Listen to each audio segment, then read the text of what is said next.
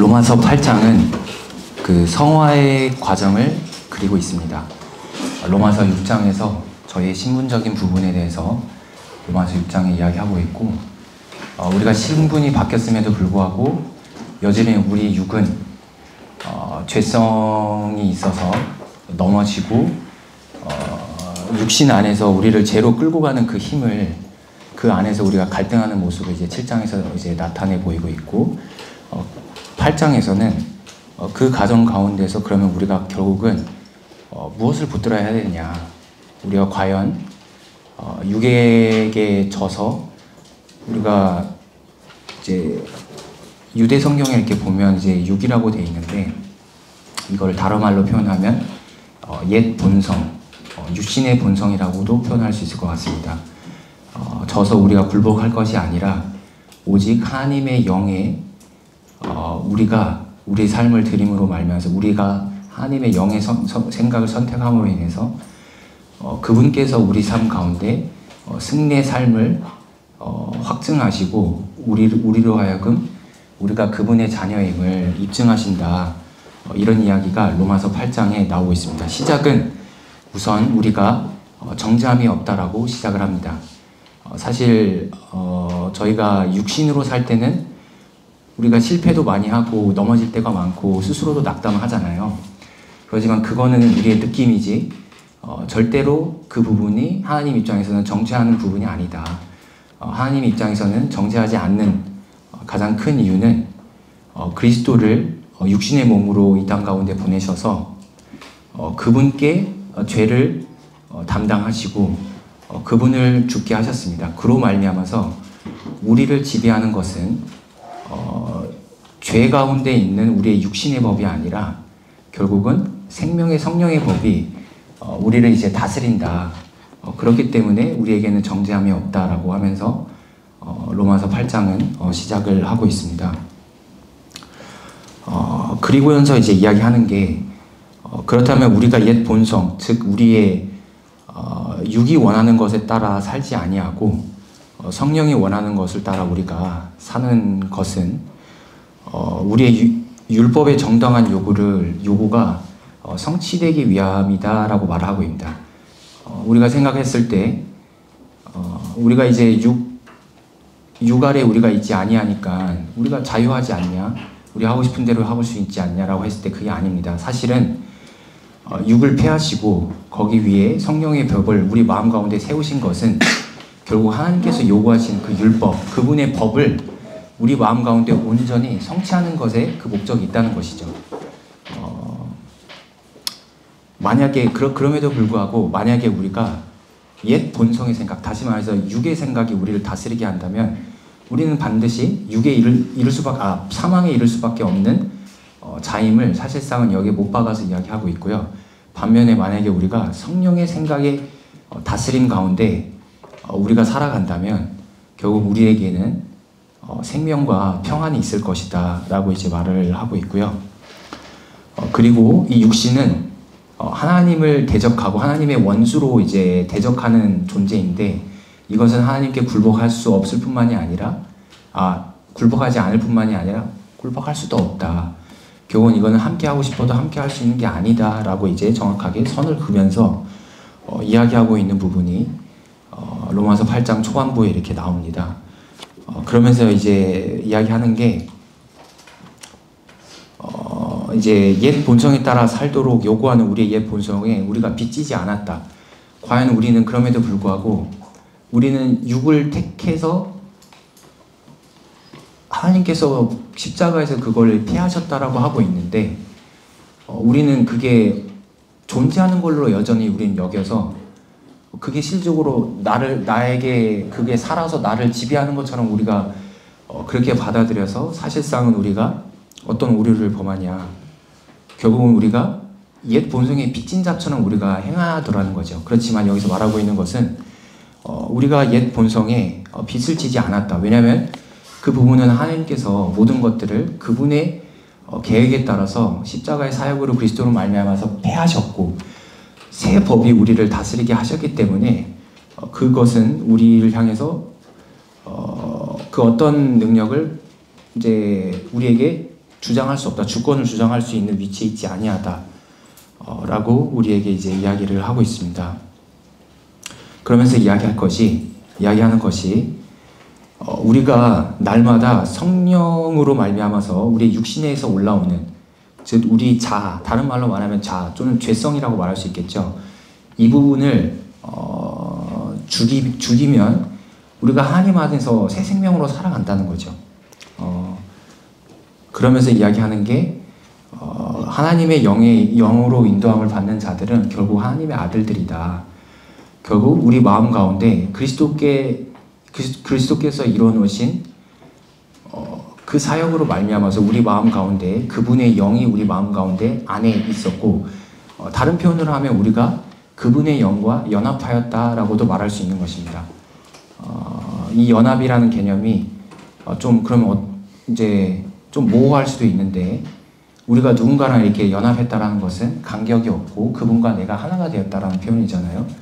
우리가 어떤 사람을 향해서 어떤 사랑의 마음을 품으면 연합하지 말라고 해도 우리는 자연스럽게 우리는 연합을 할 것입니다. 그렇죠? 그러면서 이제 나오는 것이 성령의 능력으로 우리는 하나님을 아바 아버지라고 이제 부르고, 성령은 우리의 영과 더불어 우리가 하나님의 자녀인 것을 증언하고 있다라고 이제 말을 합니다. 그 다음에 이제 첫 번째 이제 제가 중요하게 여겼던 첫 번째 포인트는 결국은 우리가 이제 이 구원을 받고 우리 영의 인도함을 받는 것은 이 율법이 성취되기 위함이다. 이 첫 번째 포인트하고요. 두 번째 중요한 포인트는 우리가 영 가운데 그럼 이제 행하는데 이 영은 우리에게 어떤 것을 증거하고 있느냐라고 봤을 때 우리가 자녀이다라는 것을 증거하고 있다라고 지금 8장은 이야기하고 있고, 그러면 우리가 만약에 자녀라면 그리스도와 함께 공동 상속자이다. 공동 상속자이면 우리가 그분과 함께 영광을 누릴 뿐만이 아니라 그분과 함께 고난도 받는다. 왜냐하면 우리는 그분과 함께 연합하였기 때문에 라고 로마서 8장 말씀은 이야기하고 있습니다. 이제 그러면서 이제 나오는 게 그 영광의 자유, 우리가 입게 될 그 새 몸의 영광의 자유를 이 피조물들 또한 그거를 고대하고 있다라고 말하고 있습니다. 피조물만이 이제 고대하고 있는 게 아니라 우리가 그 새 몸을 입을 것을, 즉 우리가 이 모든 어떤 육신의 우리를 넘어뜨리게 하고 육신으로 끌고 가는 이 모든 것에서 하나님께서 이미 승리를 이제 예정하셨고 예정이 되어 있고, 그 싸움 가운데 우리가 낙담할 수도 있겠죠. 낙담할 수도 있는데 그 끝은 결국은 승리이다. 그러면서 우리가 오랜 시간 동안 육 가운데 우리가 신음하면서 우리 마음 가운데 참 이렇게 육과 갈등하는 그 결론에는 우리가 하나님 앞에서 새 몸으로 우리가 그분의 온전한 아들로 우리가 새 몸으로 입게 되는 그 승리의 부분을 로마서 후반부에 이야기하고 있습니다. 그러면서 그렇기 때문에 우리의 구원은 소망이다. 우리가 이게 당장 우리 눈에는 보이지 않는다. 그렇지만 우리가 만약에 보인다면 그걸 누가 믿을 필요가 있겠습니까? 라고 이제 우리에게 이제 물으면서 만약에 그게 보이는 것이라면 우리가 믿음의 대상이 되지 않겠죠. 그렇지만 우리가 보이지는 않지만 그 부분은 우리가 하나님의 영 안에서 우리가 믿음으로 이제 붙듦으로 말미암아서 하나님께서 우리에게 그분의 날에 우리가 새 몸으로 우리가 다시 일으켜서서 그분께 이제 영광을 돌리게 되는 그 삶으로 우리가 지금 나아가고 있다. 그 이야기를 하고 있습니다. 그러면서 이제 나오는 게 하나님께서 이제 정하신 부분이 나와요.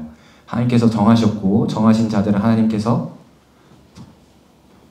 부르셨죠. 자, 하나님의 부르심에는 다른 말로 말하면 우리가 구원을 받은 어떤 부분이라고 표현할 수도 있을 거고, 그 부른 자들을 하나님께서 의롭게 하셨고 또 그 하나님께서 의롭게 하신 자들을 하나님께서 영화롭게 하셨다라고 말하고 있습니다. 여기서 이제 그러면 이제 영화롭게 하셨다라는 표현이 조금 이제 난해할 수 있기 때문에 이거를 좀 풀어서 설명을 하자면, 영화롭게 하셨다라는 것은 누군가의 이름을 매우 높이며 그가 칭송받고 그가 높임을 받기 위해서 그의 이름이 높여지는 것을 영화롭게 한다라고 되어 있습니다. 근데 우리가 뭐기에 하나님께서 우리를 영화롭게 하셨습니까? 이것은 앞부분에 나오죠. 즉 우리가 그리스도와 연합하였기 때문에 그분의 영이 우리 마음 가운데 있게 되고 그로 말미암아서 우리는 그분의 아들이 되는 거죠. 그렇다면 우리가 겉으로 봤을 때는 여전히 우리는 넘어지는 어떤 우리의 모습이 있을 수 있겠지만 하나님의 입장에서 봤을 때 우리는 사실 하나님의 아들이라는 것이죠. 그렇기 때문에 우리는 그분의 이름을 찬양할 수 있고 그분을 영광스럽게 할 수 있고 그 하나님의 신분으로 살아가는 우리는 하나님께서 영화롭게 하신 어떤 우리의 존재이다. 그 부분을 후반부에 이야기하고 있습니다.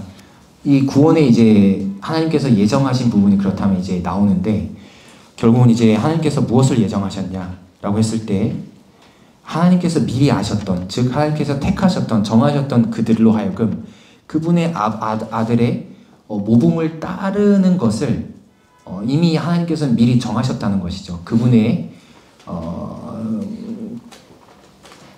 충만한 어떤 그분의 어떤 형상으로 우리가 성장해 나가도록 하나님께서는 우리로 하여금 예정하셨고 그런 삶이 우리의 삶 가운데 이루어지는 게 바로 이제 성화의 삶이라고 이야기할 수 있을 것입니다. 그러면서 이야기하는 것이 자기 아들을 죽음까지 이제 내어주신 그분께서 어찌 자기 아들과 함께 모든 것을 우리에게 주시지 아니하겠느냐. 이 싸움은 저희가 지금 현재 해나가고 있는 이 육과의 싸움은 우리 혼자 하고 있는 싸움이 아니라는 것이죠.